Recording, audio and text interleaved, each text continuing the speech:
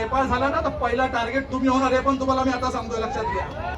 आणि दादा तुम्हाला लाज वाटायला पाहिजे, लोकांचं छाटून टाकायला पाहिजे तुमच्या भाजपा कार्यालयामध्ये येऊन, आणि आम्ही काय तिथे धिंगाणा करतो हे पण नमस्कार दोस्तों, आप देख रहे हैं सिटी न्यूज़ मुंबई। महिला बाल कल्याण समिति की सभापति अनीता पाटिल का इस्तीफा लिया जाए, नगर सेवक पद से भी हकाला जाए, यहीं पर विधायक नरेंद्र मेहता को भी जन आक्रोश में काफ़ी सुनने को मिला है। जी पीडित मुलगी होती ती जेव्हा माझ्याकडे आली, तिने जी स्टोरी सांगितली ना फार भयानक होती. त्यामुळे एवढा आम्ही स्वतः त्रस्त झालो की एवढा अन्याय सहन कसा करताय. मी आमचे जे दृष्टी मॅडम असतील, जान्हवी पवार असतील, ह्यांना सगळ्या टीमला बोलून घेतलं आणि म्हटलं पहिलं तुम्ही पोलीस स्टेशनला जा आणि या मुलीला न्याय मिळायचं काम करायचं आहे. मी सर्वप्रथम राजेंद्र कांबळे साहेबांचं मनापासून धन्यवाद मानतो. वारंवार मीरा भाईंदरच्या पेंगारपणामध्ये घडतोय. मी वारंवार त्याच्यावर अत्याचारच्या मुलीवर होत राहिला आणि तुम्ही मजा बघत बसते, लक्षात घ्या. त्यामुळे राजेश सावंत जसं प्रदीप सावंत बोलले की या लोकांचं छाटून टाकायला पाहिजे, तसंच मी सांगतो हा जेव्हा सुटून येईल तेव्हा त्याचा जाहीर सत्कार आपण करायचा. सर्व महिलांनी सतर्क राहा आणि या आला तर त्याला सत्कार कसा करायचा, मीरा भाईंदरमध्ये असो, पुऱ्या भारतमध्ये असो आणि महाराष्ट्रामध्ये असं संदेश झाला पाहिजे की बलात्कार आणि कसा करायचा ना आणि कसा नाही करायचा ना हे ज्वलंत चित्र जायला पाहिजे.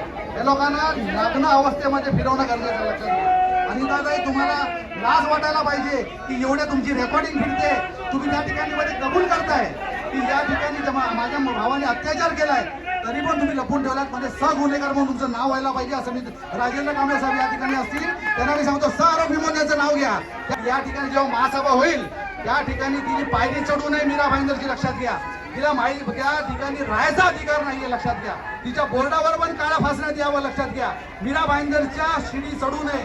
आणि या नरेंद्र मेहताला सांगू इच्छितो की या मोर्चाने जर तुम्हाला भाषा समजत नसेल तर तुमच्या भाजपा कार्यालयामध्ये येऊन, आणि आम्ही काय तिथे धिंगाणा करतो हे पण तुम्हाला लक्षात घ्या. आता फक्त मीरा भाईंदरची स्थानिक जनता या ठिकाणी आली आहे, आम्ही कुठला कॉल दिलेला नाही, लक्षात घ्या. त्या छत्रपती शिवाजी महाराजांच्या धर्तीवर असं होत असेल तर तुमच्या भाजपच्या कार्यालयामध्ये आतमध्ये घुसून तुम्हाला ज्या विचारण्याचं काम पण आम्ही लोक सर्व करू, लक्षात घ्या. सुभाषचंद्र बोस मैदानी ते सगळे नगरसेवक आले. आता हे दिल्लीचे नगरसेवक गेले कुठे? तुम्हाला का आया बहिणी आहेत की नाही, का नाश शरम आहे की नाही, का सोडली तुम्ही लोकांनी? तुम्ही याचा राजीनामा घ्याल आणि असंच चालत राहील तर तुम्हाला लक्षात घ्या, उद्या नेपाळ झाला ना तर पहिला टार्गेट तुम्ही होणार आहे, पण तुम्हाला मी आता सांगतोय, लक्षात घ्या. समजलं? आणि आम्ही घेऊन ठेवलंय मीरा भाईंदरच्या महिलांना मी सांगू इच्छितो, ज्या दिवशी नेपाळ सारखी परिस्थिती झाली तर पहिला ह्या लोकांना ठेचायला पाहिजे समाजासोबत.